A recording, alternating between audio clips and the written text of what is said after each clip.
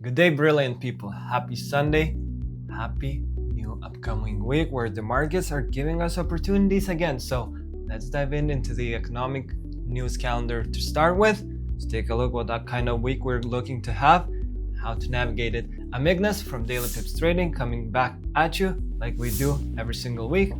So let's begin. This upcoming week, again, we're looking at a Monday without any red folder news drivers. So we're taking a day off on Monday once more, where we're not gonna put any risk onto the account. Tuesday is gonna be a little bit difficult to navigate as well because FOMC Wednesday is hitting the markets. FOMC, every single month we repeat ourselves a little bit, but FOMC is a two-stage event where at 2 p.m. the market releases a little bit of volatility, and the real move of the day actually starts at 2:30 p.m. So watch it carefully, try not to risk too much beforehand, and focus your risk at 2:30 and later throughout the day. Most of my risk comes into Thursday and Friday trading, so I very much hope you're gonna be able to enjoy what we do later down this week. Now, before we jump into the chart itself, don't forget to leave a like to the video, subscribe to the channel. We do this every single week. Let's take a look. As we do it every single week, we're starting the analysis with the bonds. Bonds just took out the buy side, resting above the most recent high of the range, where we were looking for this high to get tagged. Now, sell side, is that the next move for the market? Might prevail, but what I tend to say every single time when we take highs away from the market, I'm never looking for a top. So this daily fair value gap right here that I have noted in gray is gonna be my interest point. So everything above it is gonna remain bullish for me, and I'm not gonna be looking for a top. If we break below this, watch 124.3. That is gonna be my interest point for the bonds. Dollar index is giving us something interesting. We went into a consolidation phase, and actually last week I kind of said that the market is going to start ranging between this low and this high created by the weekly candle itself. So right now my only interest is to wait. Quite unfortunate when I say this, but I'm gonna be waiting for the market to show me its hand, because right now most of the scenarios are 50-50 up until the point that buy side right here or sell side down here gets taken away from the market. Now for bullishness, 50% of this wick right here has to hold in the price. If we bounce away from it, buy stops is my interest. And I'm gonna show you why on euro, especially why higher prices on dollar is a little bit more inclined with me than lower. If we start breaking below 50% level, sell side at 100.5 and sell side at 99.5 is my interest. Right? So watch these main levels. Don't consider too much in terms of price delivery because the market is in a consolidation phase. Good stuff happens after the consolidation though, because once the market leaves the range, it's gonna make a turn and distribution phase starts. So distribution is gonna be something that we're gonna be very interested in to participate with. Euro USD. I would love to see again dollar pushing lower, and if dollar there from that consolidation phase kind of rips that 50% level and starts running lower towards 99.5, just like we mentioned, this daily order block that we just bounced away from Wednesday to Thursday trading last week is brilliant. What I'm watching now is a very simple thing. We just inverted a daily fair value gap right here from Monday trading. I wanted the price to come back into it for Monday, maybe Tuesday, low of the week, and push to the upside. What I'm watching right now is 1.1200 sharp. Buy stops resting right above here. So this is my interest point now. So let's put it to the chart. To be fair, 1.12017. This is what I'm gonna be looking for, and everything above this daily fair value gap in green is gonna be bullish for me. GBP or pound, it's looking a little bit different. So I have two levels from the weekly chart, right? I have the order block itself, and I have the 50% of the wick noted on my charts. Unfortunately, we were not able to push towards the order block, but 50% level brilliantly holding in the price. So I'm gonna say it out loud in a way. The market is opening up. You can't really see it if you don't zoom out, but a fair value gap has been opened, hopefully with tomorrow's morning, allowing the chart to kind of dive into it, push the market to the upside. So again, if dollar crashes, I'm very much interested in buy stops being run through.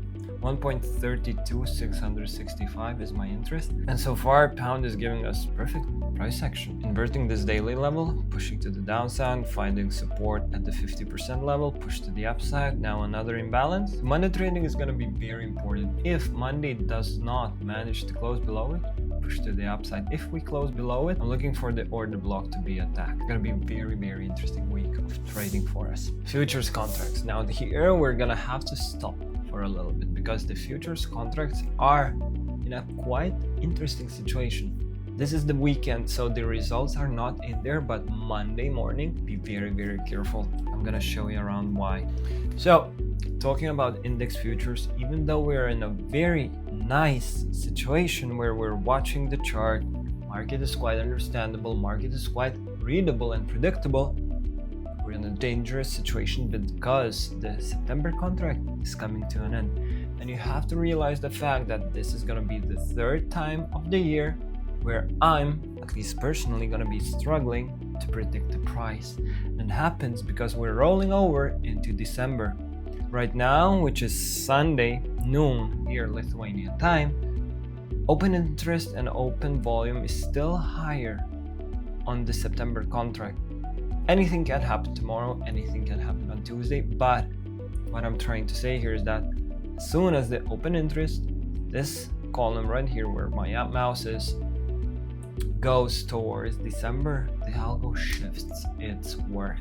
The algo is gonna shift towards December delivery, and we're gonna have to do the markups, we're gonna do charting, we're gonna have a little bit of fun during the live streams, preparing the chart itself, but we're gonna have difficulty predicting the price with the precision that we do because the market is gonna give us a shift. Market is gonna be running away from the September contract towards December, and you're gonna see how difficult it's gonna be to navigate. SMTs are not gonna be that precise, higher highs are not gonna be that precise. Sometimes buy stops are gonna be looking like they've been just run through, but nothing really happened because on the December delivery contract it didn't happen on paper.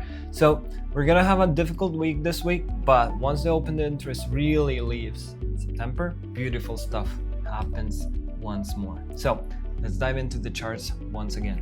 Now I'm gonna consider only the September delivery contract, and for September delivery contract, putting it in a very simple manner, 56.69 chart is my interest, and now everything above this imbalance in green is gonna be bullish for me, drawing the price towards 56.69 and maybe even all-time highs at 57.21. So I'm gonna be watching higher prices here. I'm interested in possibly Tuesday low of the week and FOMC pushing the market to the upside.